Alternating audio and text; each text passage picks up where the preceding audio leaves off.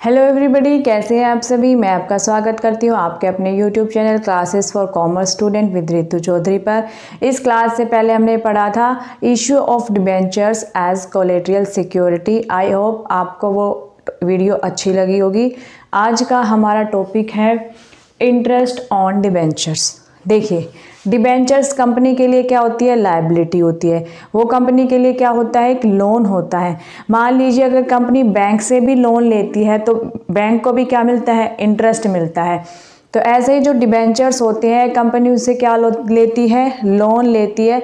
तो इसीलिए कंपनी को डिबेंचर्स को भी क्या देना पड़ता है, इंटरेस्ट पे करना पड़ता है।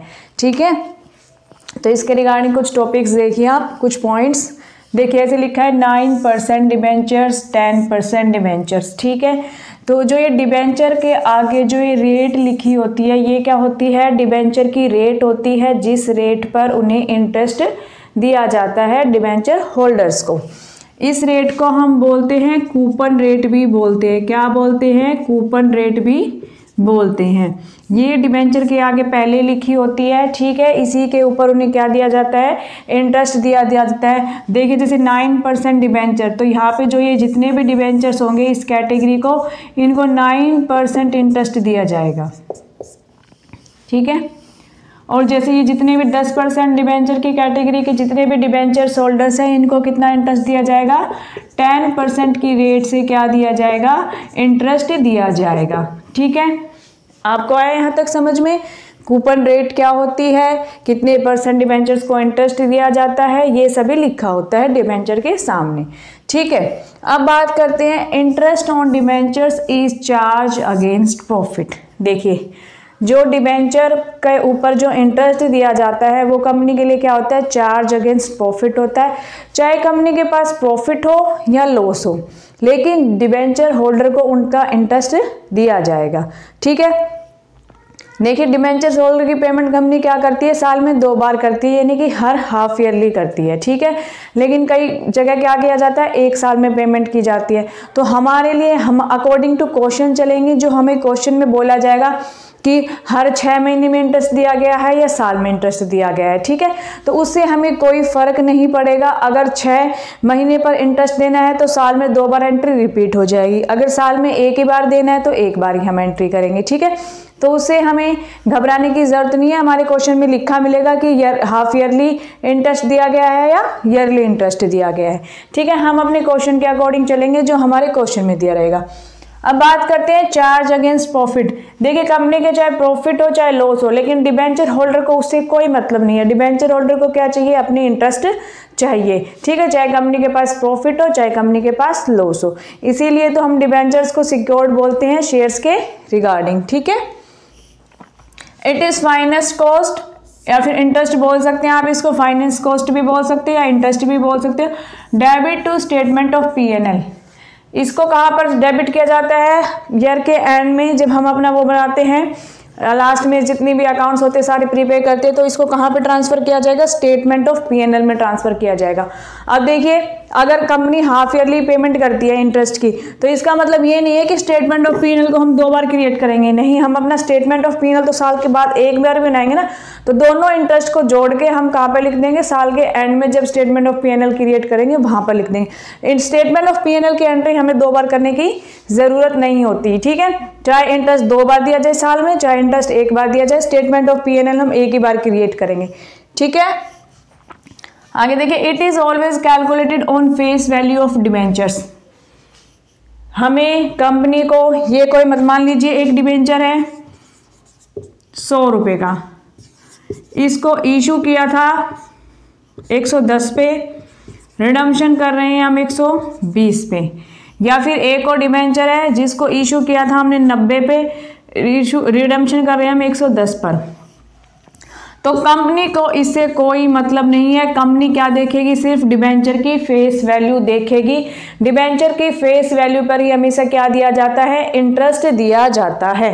ठीक है, तो कंपनी क्या देखेगी, उसकी फेस वैल्यू देखेगी, जितने भी डिबेंचर हो गए उसको मल्टीप्लाई कर देगी उसकी फेस वैल्यू से, और रेट ऑफ इंटरेस्ट लेके उससे मल्टीप्लाई करके अपना इंटरेस्ट निकाल लेगी। ठीक है, तो कंपनी क्या करती है, हमेशा फेस वैल्यू को लेकर चलती है इंटरेस्ट की कैलकुलेशन करने के लिए। इश्यू की प्राइस या फिर रिडम्पशन का प्राइस उससे कोई मतलब नहीं रखता है। ठीक है, आया आपको सारा टॉपिक समझ में। अब देखिए इसके रिगार्डिंग हम करते हैं, हमारी जर्नल एंट्री करते हैं।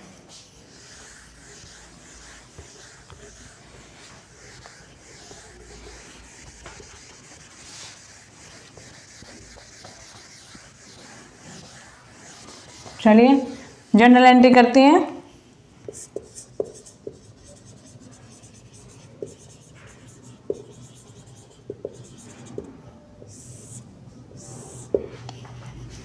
इंटरेस्ट ऑन डिबेंचर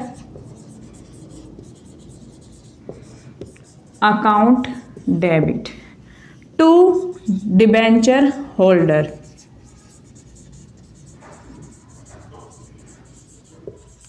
ये किसकी है, हमारी ड्यू की एंट्री। जब हम इंटरेस्ट को ड्यू करेंगे तो क्या एंट्री हो जाएगी, interest on debenture account debit to debenture holder. ठीक है, फिर उसके बाद जब इसकी पेमेंट करेंगे इंटरेस्ट की तो क्या एंट्री हो जाएगी, पेमेंट करेंगे। क्या करेंगे, payment.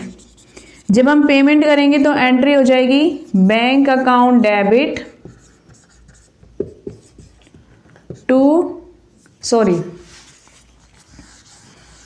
Debenture holder account debit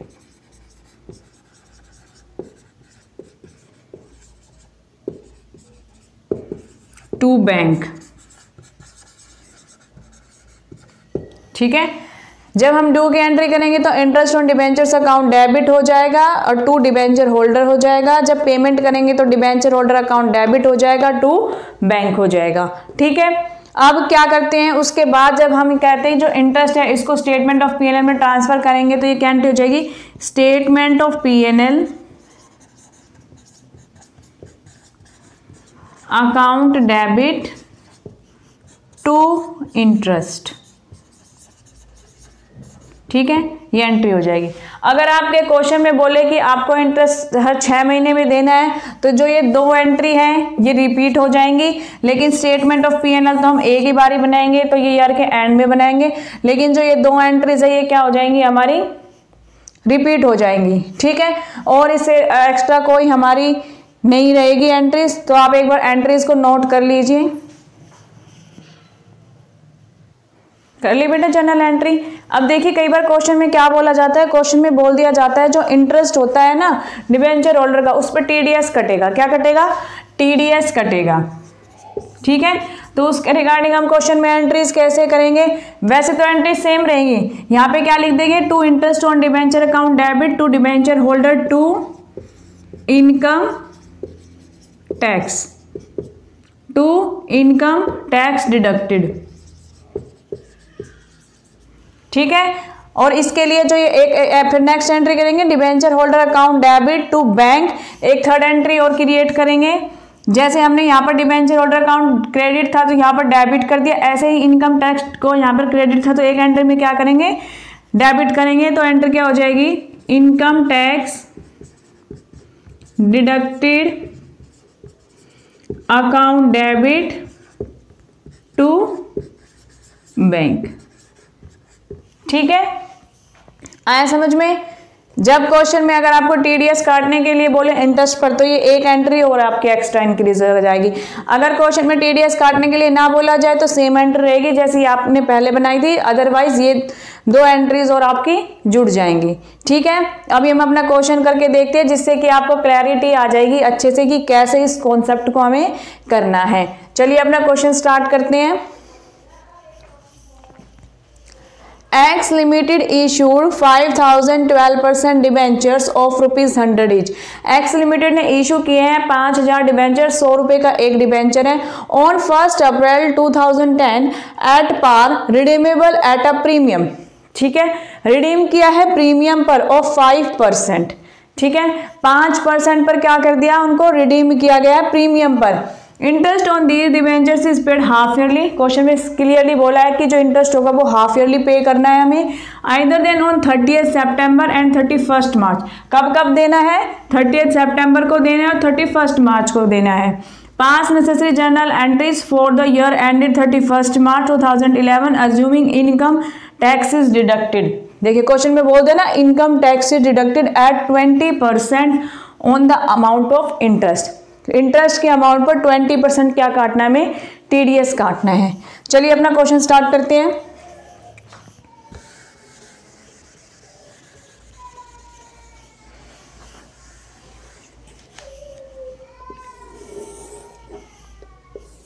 पहले फॉर्मेट बना लेते फटाफट। डेट, पार्टिकुलर्स, ये बेटा जनरल फोलियो का, लेजर फोलियो का आप बना लेना, इतना स्पेस नहीं है, ठीक है। मैं यहाँ पर सिर्फ डेबिट और क्रेडिट बैलेंस दिखा रही हूँ, ठीक है। फर्स्ट एंट्री क्या हो जाएगी, इशू किए हैं भाई डिबेंचर, तो क्या एंट्री हो जाएगी, कब इशू किया है, 1 अप्रैल, on 1 April.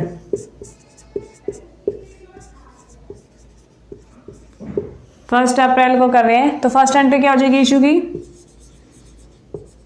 Bank account debit to debenture application and allotment.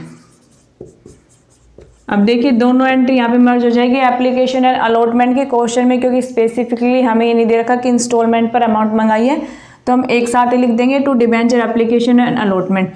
5000 debenture थे, 100 रुपए का एक है, तो कितनी अमाउंट आ जाएगी, 5 लाख, ठीक है। फिर उसके बाद एंट्री करेंगे 12% डिबेंचर सही है, तो यहाँ पर 12% लिखेंगे हम, ठीक है। उसके बाद लिखेंगे debenture 12% debenture application and allotment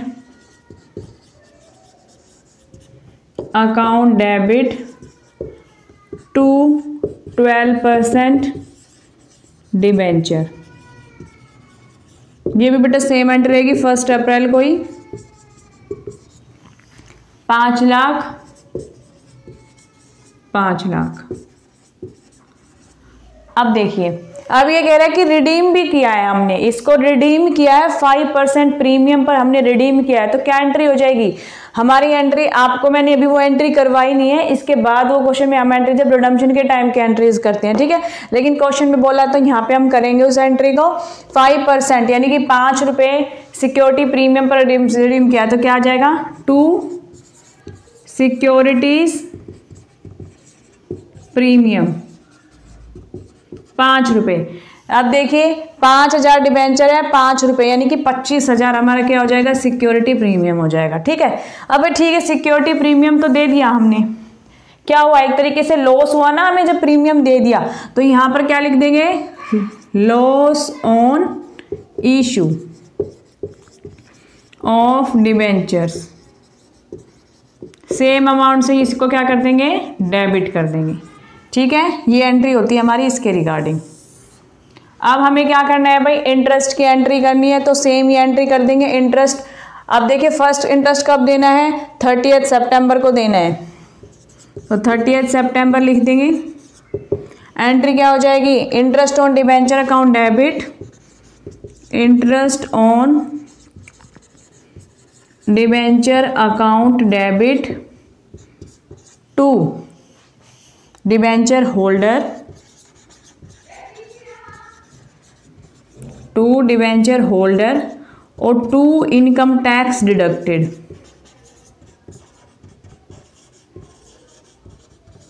to income tax deducted, ठीक है। अब कैलकुलेशन करेंगे, देखिए हमारा इंटरेस्ट ऑन डिबेंचर, हमारा डिबेंचर कितने का है, 100 रुपए का, तो हमें क्या लेनी है, फेस वैल्यू, ठीक है।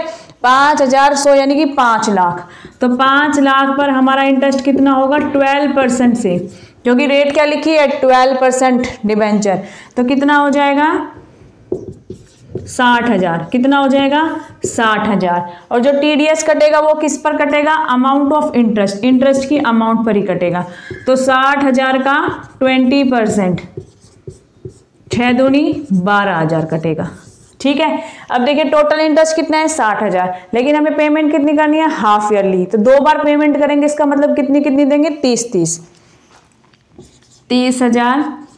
और अब देखिए जो हमारा ये निकल के आया टीडीएस 12,000 टीडीएस कटेगा, तो 2 बार पेमेंट करेंगे तो टीडीएस भी कितनी बार देंगे, 2 बार देंगे, 6,000। तो टू इनकम टैक्स डिडक्टेड कितना आ जाएगा, 6,000, और जो रिमेनिंग बच गया वो क्या आ जाएगा, इंटरेस्ट डिबेंचर होल्डर को मिल जाएगा। ठीक है, अब इसकी एंट्री करेंगे, इसकी पेमेंट करेंगे। इसकी पेमेंट कैसे करेंगे, बैंक अकाउंट डेबिट, सॉरी बेटा बैंक अकाउंट डेबिट नहीं, डिबेंचर होल्डर को पेमेंट करेंगे तो क्या लिखेंगे, debenture holder account debit to bank. कितना मिला है, 24,000। ऐसे टीडीएस की एंट्री कर देंगे, income tax deducted account debit to bank 6,000। ठीक है, अब ये सेम एंट्री रिपीट हो जाएगी बेटा, और कुछ नहीं होगा। क्या होगा, ये तीनों एंट्री रिपीट हो जाएगी। कब हो जाएगी हमारी तीनों एंट्री रिपीट, 31 मार्च को हो जाएगी। 31 मार्च को ये तीनों एंट्री रिपीट कर देना, सेम अमाउंट रहेगी, सारी चीजें सेम रहेगी। ठीक है, मैं नहीं करके दिखा रही आपको वरना वीडियो लंबी चली जाएगी। ठीक है, उसके बाद हम क्या करेंगे, ईयर एंड में 31 मार्च को क्या करेंगे, 31 मार्च को हम करेंगे ये जो हमारा इंटरेस्ट है इसको कहाँ पर ट्रांसफर कर देंगे, स्टेटमेंट ऑफ पीएनएल से। तो एंट्री हो जाएगी statement of PNL account debit to interest. अब इंटरेस्ट कितना है भाई, 30,000 यहाँ पे कटा था, 30,000 2 यानी कि 60,000 हमारा टोटल है। तो कितने से एंट्री हो जाएगी, 60,000।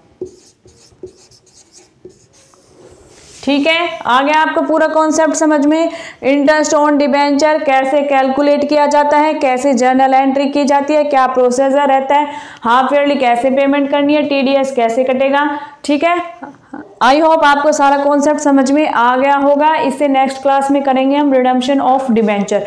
उसी के अंदर बेटा आपको ये जर्नल एंट्री सिखाई जाएगी कि कैसे रिडम्पशन के टाइम पे हम पेमेंट करते हैं। लेकिन इस क्वेश्चन में भी थी तो मैंने यहाँ पे भी आपको करके दिखा दी। अदरवाइज हमारा पूरा कॉन्सेप्ट रहेगा अच्छे से। तो नेक्स्ट क्लास में जरूर बने रहना, बहुत इंपॉर्टेंट क्लास रहेगी रिडम्पशन ऑफ डिबेंचर से, और रिडम्पशन ऑफ डिबेंचर के चैप्टर में भी आपको काम आएगी। ठीक है, वीडियो अच्छी लगी हो तो वीडियो को लाइक करना, चैनल को सब्सक्राइब करना। मिलते हैं नेक्स्ट वीडियो में।